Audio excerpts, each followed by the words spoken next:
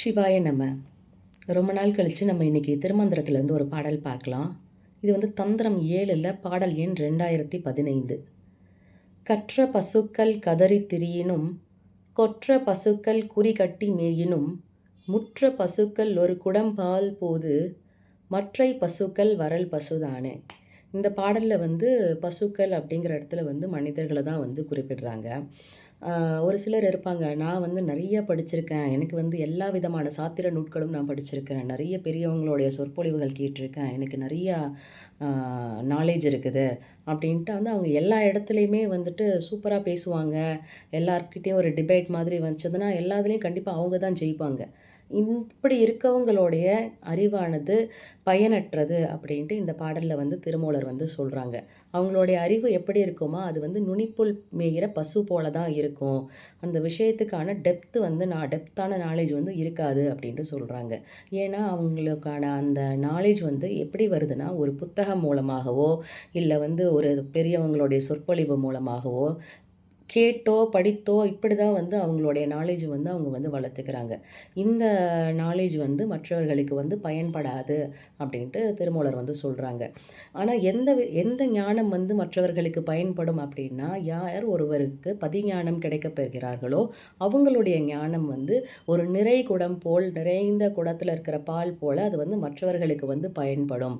மற்ற எல்லாருடைய அறிவுமே வந்துட்டு மலட்டு பசு போல் யாருக்கும் பயனற்று இருக்கும் அப்படின்ட்டு இந்த பாடலில் திருமூலர் சொல்கிறாங்க. இந்த பாடல்லேருந்து நம்ம வந்து 2 விஷயத்தை வந்து யோசித்து பார்க்கணும். இந்த பதிஞானம் அப்படின்னா என்னது அப்படின்னு யோசிக்கணும். நம்ம இதுக்கு முன்னாடியே பதிவுகளில் பார்த்துருக்கோம். பதிஞானம்ங்கிறது வந்து இறையே நமக்கு வழங்கக்கூடிய ஞானம். இது எப்படி நமக்கு வந்து இருக்கும் அப்படின்னா, இப்போ நீங்கள் ஒரு விஷயத்தை பற்றி யோசிச்சுட்டே இருக்கீங்க அப்படின்னா, யோசிச்சுட்டு இருப்பீங்க. அப்புறம் நீங்கள் உங்கள் வேலைகளை பார்த்துட்டு அது அப்படியே இருப்பீங்க. அப்போ ரேண்டமாக வந்து உங்கள் மனசுக்குள்ளே ஒரு தாட் வரும். இப்போ வந்து உங்களுக்கு ஆல்ரெடி இருந்த அந்த சந்தேகம் வந்து கிளியர் ஆகிடும். இது வந்து பதிஞானம் அப்படின்னு சொல்லலாம். இப்போ நம்ம உதாரணமாக எல்லாருக்கும் தெரிஞ்ச உதாரணம்னா கணித மேதை ராமானுஜம் அவங்க வந்து நிறையா கால்குலேஷன்ஸ் வந்து அவங்க கண்டுபிடிக்கிறாங்க, நிறையா ஈக்குவேஷன்ஸ் கண்டுபிடிக்கிறாங்க. எப்படிங்க நீங்கள் இதெல்லாம் பண்ணுறீங்க, எப்படி இதெல்லாம் சால்வ் பண்ணுறீங்க அப்படின்னு கேட்குறப்போ, நான் எதுவுமே பண்ணலை, என்னுடைய குலதெய்வமான நாமகிரி தாயார் வந்து எனக்கு சொல்கிறாங்க அப்படின்ட்டு அவர் சொன்னார். பதிஞானம்ங்கிறது வந்து வெளியே இருந்து இன்ஃபர்மேஷனோ நாலேஜோ நமக்கு வராமல் நம்ம மனதிற்குள்ளேருந்தே வந்து இறைவன் வந்து நமக்கு உணர்த்துகிற ஞானம் தான் வந்து பதிஞானம். இது எப்போ நமக்கு கிடைக்கும் அப்படின்னா, நம்ம மனதோட இரைச்சல் வந்து அடங்குறப்போ வந்து நமக்கு வந்து அந்த பதிஞானம் நல்லாவே வந்து விளங்க போகிறோம்.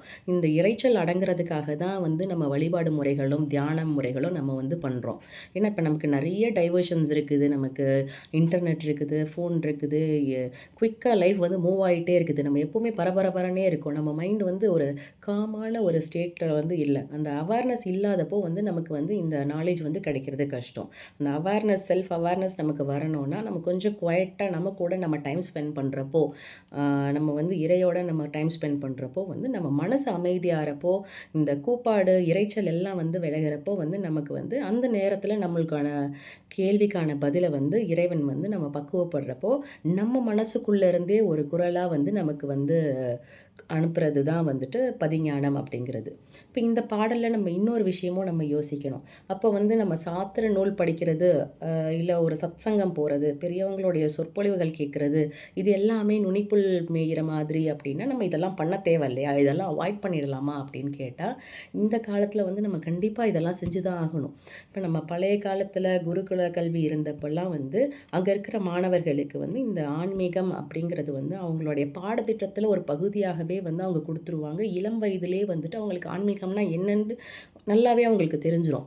ஆனால் நமக்கு வந்து இந்த டைமில் ஆன்மீகம்ங்கிறதுனா எப்படின்னா, கோயிலுக்கு போகணும், விளக்கு போடணும், சாமிக்கிட்ட இது கொடு அது கொடுன்னு கேட்கணும், நம்ம வீட்டில் வந்து ஃபெஸ்டிவல்ஸ் வந்து கொண்டாடணும். இவ்வளோதான் நம்மளுடைய ஆன்மீகம் வந்து குறுகி போயிடுச்சு.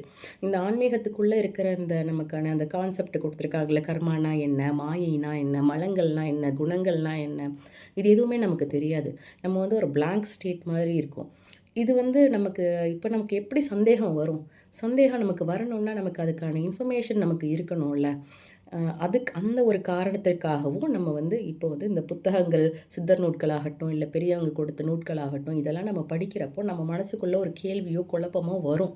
அப்புறம் அந்த கேள்வியும், குழப்பமும் இருக்கிறப்போ, அதோடு சேர்த்து நம்மளுடைய தியான பயிற்சிகளை, இல்லை வழிபாடு முறைகள் பண்ணுறப்போ, நம்ம மனசு அமைதியாகிறப்போ, மனம் பக்குவப்படுறப்போ வந்து இறைவன் வந்து இந்த பதிஞானத்தை வந்து நமக்கு வந்து உள்ளிருந்து வந்து நமக்கு வந்து புகுற்றுவாங்க. நன்றி.